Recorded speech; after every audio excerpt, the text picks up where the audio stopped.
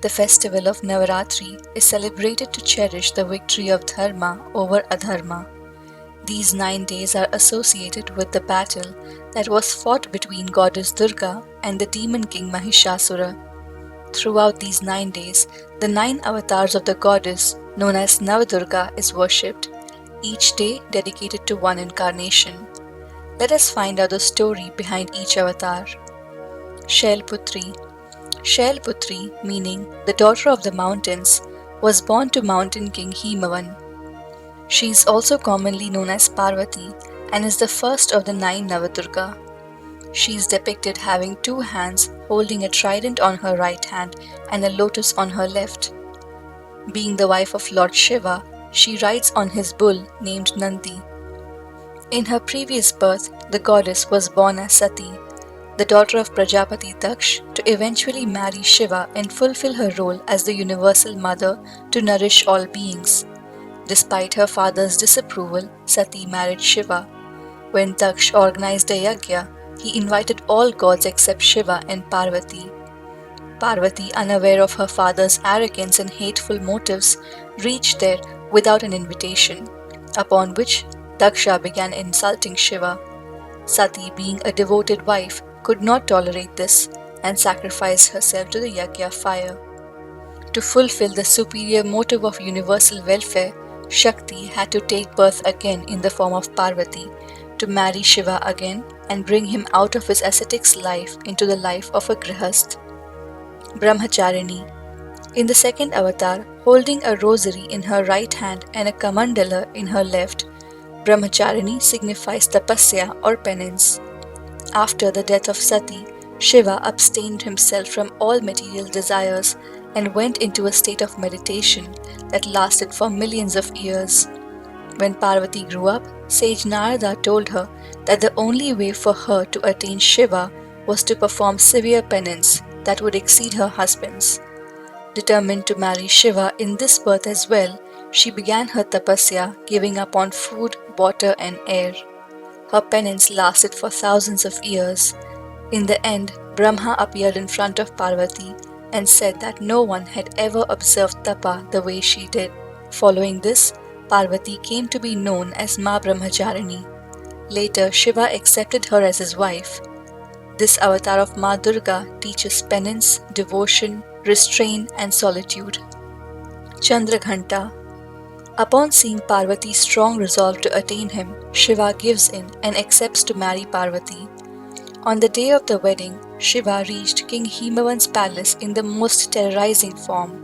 His body was smeared in ash, with snakes all over his body and in the matted locks of his unkempt hair. He brought with himself the strangest wedding procession, also known as Barat, consisting ghosts, aghoris, sages, ascetics and every being unimaginable. Upon seeing this sight, Parvati's mother and relatives were left in shock, mostly out of terror. To avoid any embarrassment to her family or to Shiva, Parvati transformed herself into a terrifying form, Chandraghanta.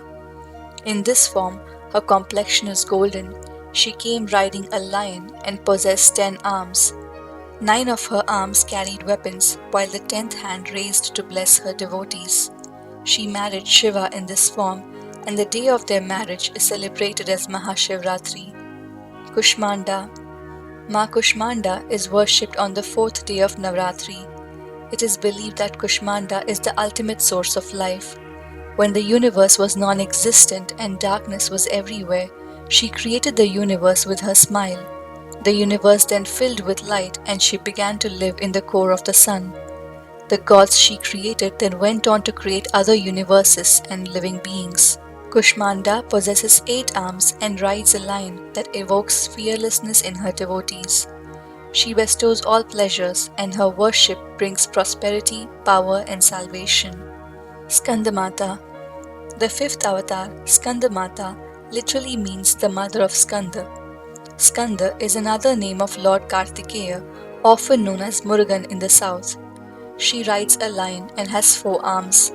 2 of her arms carry lotus. 1 is raised in blessing, while the 4th holds her son Kartikeya. When Shiva became detached from the worldly affairs upon the death of Sati, demon Tadakasur had wreaked havoc on the gods. The demon had a boon that only the son of Shiva could kill him. Fearing that Shiva may never have a child, the gods rushed to Vishnu for help. Vishnu assured that Parvati is destined to be the wife of Shiva. Upon the severe penance of Parvati, when Shiva agrees to marry her, they combine their energies to produce a fiery seed. Agni, the god of fire, was given the responsibility to carry the seed to Lake Saravana, but Agni could not bear the heat of the seed. Dhurga, taking the form of water, carries the seed to the lake in the Saravana forest. Later, the six-faced Kartikeya takes birth and grows up to be the commander-in-chief of the army of gods, killing Tadakasur in the battle. Katyayani. Being one of the most worshipped forms of Durga, Ma Katyayani is worshipped on the sixth day of Navratri. This is the form that is often referred to as Ma Durga. She took birth as the daughter of the sage Katyayan and hence came to be known as Katyayani. When the demon Mahishasur was creating trouble for the gods, the trinity Brahma, Vishnu and Shiva along with other gods combined their powers and weapons and summoned Katyayani. Thus, the armed Katyayani proceeded towards Vindhya mountains where Mahishasura lived and killed him. She is also known as Mahishasura Mardini, the one who killed Mahishasura. Kalratri. Kal refers to death and Ratri means night. Hence, Ma Kalratri is the one who brings an end or death to anything that is associated with evil or darkness. She is more commonly referred to as Kali and is worshipped on the seventh day. Kalratri is the most terrorizing form of Durga. The most common form shows Kali as black, naked, with angry red sunken eyes, wearing skulls around her neck as jewelry and limbs around her waist. Raktabij was a demon or asura who had been given a boon by Lord Brahma that every time a drop of his blood fell on the ground, a new version of his own would be created. Having received this boon, he made the life of people and gods miserable. Hence, the gods reached out to goddess Durga or Shakti for help. Armed with all the weapons, the goddess charged at the demon. But as soon as she wounded him with her sword and his blood fell on earth, the demon multiplied. With more attempts at killing Raktabij, the demon kept on multiplying. Huge armies of Raktabij were formed by the drops of blood which fell on earth. Enraged by this, the Devi took the infuriating form of Kali. She went on to slay each demon with a sword in her hand and collected their blood in her bowl and drank it immediately. Soon she finished the whole army of Raktabij and only the real Raktabij was left. Then she slayed him down and drank his blood till he fell down lifeless. It is said that just a century ago, Sri Ramakrishna Paramhans was blessed to see the real form of Kali, Mahagauri. Worshipped on the eighth day, the story of Mahagauri has many versions. Maha means great and Gauri means white or fair. In the first version, upon killing Raktabij, Parvati was left with a skin as dark as night that lasted a long time. Parvati went through penance to attain her old form of feminine beauty and was advised by Brahma to take bath in the Mansarovar river in the Himalayas. When she did so, she shed her dark skin, and this skin took up a female form named Kaushiki that went on to kill the demons Shumbha and Nishumbha. Parvati regained her beauty, this time with a complexion so fair that led to everyone referring to her as Mahagauri. In the second version, as a result of Parvati's severe penance for over thousands of years that led to Shiva marrying her, her body was covered with dirt, mud, insects, and she was down to being a skeleton with no flesh. Pleased by her devotion, Shiva bathes her in the holiest Ganga that flew from the locks of his matted hair that nourished her body. She emerged as Mahagauri, as white as the jasmine flower.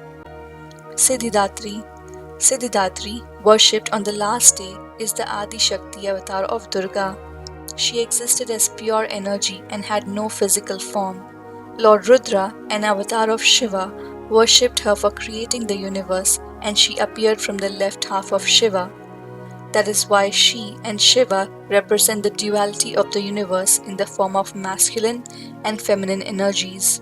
They unite to form Ardhanarishwara. Devi Siddhidatri sits on a lotus and rides a lion.